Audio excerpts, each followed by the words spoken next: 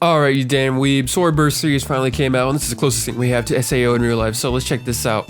So this is an MMO LITE. I'll explain what that means a little later on, but before I say anything, this will be more of a first impression video, and a full review will come out later date. Or if I'm lazy, this will just be the full review. But I'll give it an exact potential score at the end, as I can judge that now. Part 1. What is SwordBurst 3? If you can't tell off rip, it's a game based off the only good and last season, Sword Art Online. A lot of people's first anime, but I digressed. It's based off the first season, where the game is an MMO and where there's 100 towers to defeat the game. And if you didn't know what MMO stands for, it stands for Massively Multiplayer Online Game. But this game is more of an MMO LITE. I'll get back to that later. Part 2, First Impressions. As you could clearly tell, this game takes pretty much all of its aspects from the show, as it tried to copy most of its features. As you can tell by the menus, the moves, the weapons we can use, the dual wielding. And the dual wielding costs 800 Robux, but it's not that big of a deal because it's just, sure it is useful, but it doesn't feel necessary. It's more of just if you want to be a weeb with a power fantasy, because it's not any better than the others, but whatever. As you can tell, the systems are based off of MMO, which means you're going to be doing a lot of grinding and killing the same enemies and going over and over. But I will say that they fight back just like they would play with an MMO, because they do have damage circles and show you where you're going to hit. It's really similar to like World of Warcraft and maybe Guild Wars 2 if you ever played that, where they show like the area effect before it comes out to give you time to like dodge or prepare. And even the abilities are like that. They have a cooldown and a special bar, so you can't just spam them. So it's really MMO like. If you've played an MMO, this is like right up your alley. Part 3, Graphics. I will say the graphics in this game, for a Roblox game especially, are really good. The animations and the models, like the models for the bosses are especially good, but the models in general are really good, and like you could tell that they really worked hard on these models and took inspiration from the show. Same thing with like all the weapon models, like they all look rather good. Like worse swords don't look that bad.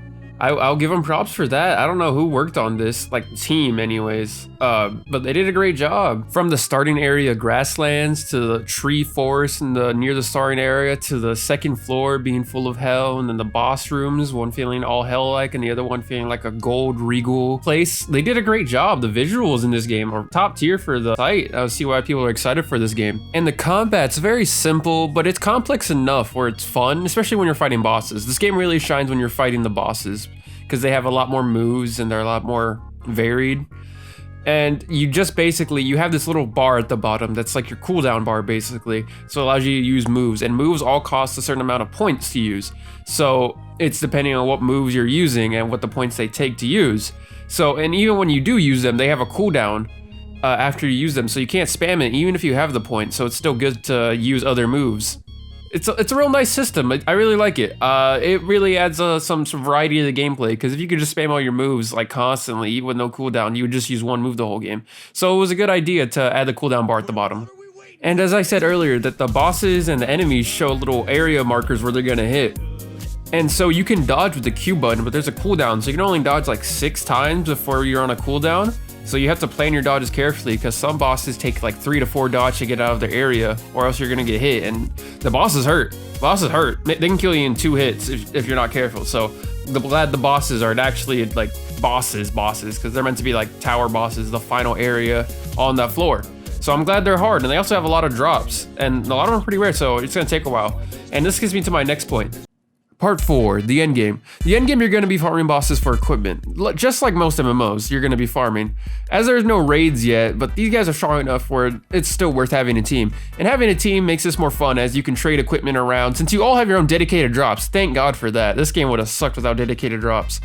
You have teams obviously, and they allow you to take on bosses faster, and it's just the camaraderie basically is going to help this game stay alive. And if they keep adding floors and more bosses, there's going to be people on all sorts of floors farming bosses, and once they add raid content, it's going to be even better. This game has a huge potential, like 10 out of 10 potential, and it's really good right now. It's like an MMO dream for people, but it's not like a complex MMO. It's very light, as I said. It's an MMO light because there's no classes. All the classes are technically just weapons, and they all play super similar, but not like exactly. So it's just preference, but they're not like worse or better than each other.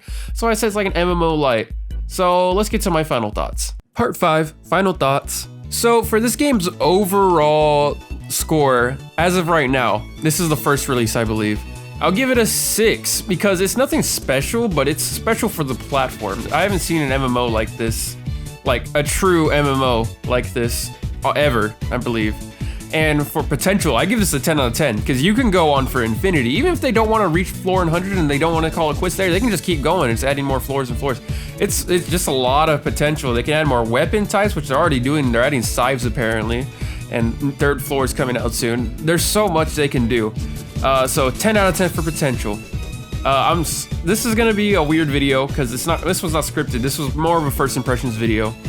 And I also hope you enjoy the new talking me on the side that I got. So that will be in all upcoming videos from now on. So subscribe to Zazels and Zazettes. Oh, the burning pain. Listen to your heart bomb about some new soulmate. Sweet, so perfect, blah, blah, blah. Oh, how I wish you'll wake up one day.